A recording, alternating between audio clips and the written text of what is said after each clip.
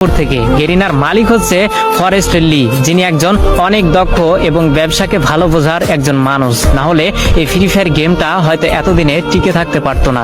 তো 2009 সাল থেকে গেরিনার যাত্রা শুরু হলেও তারা কোনোভাবে কোনো গেমে সাকসেস পেল না, সবকিছুতেই তারা ফেল হয়ে গেল। একের পর এক ভিডিও গেম রিলিজ করেও মানুষের মন জয় করতে পারছিল না। তো 2014, 15, 16 সালে গেরিনা বেশ কয়েকটি গেম মানুষের সামনে উপস্থাপন করে, কিন্তু এত পরিমাণ ভালোবাসা এবং এত পরিমাণ জনপ্রিয়তা পায়নি গেরিনা কোম্পানি ওই অন্য গেমগুলোতে। কিন্তু সবকিছুতেই একটা টার্নিং পয়েন্ট থাকে, যেটা 2017 সালে গেরিনা কোম্পানিকে তাদের মোড় ঘুরিয়ে দিয়েছিল।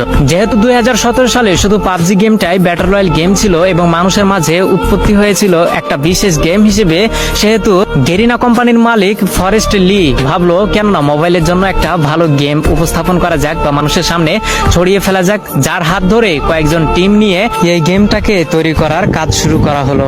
2017 সালে সর্বোচ্চ ব্যবহৃত গেম হচ্ছে পাবজি এবং সবার মাঝে জনপ্রিয়তা পায় পাবজি, কিন্তু কম্পিউটারের মাধ্যমে। ফোনের মাধ্যমে এই পাবজি গেম এতটা জনপ্রিয়তা পায়নি। সেই সুযোগটাকে কাজে লাগিয়েছে গেরিনার কোম্পানির মালিক ফরেস্ট লি।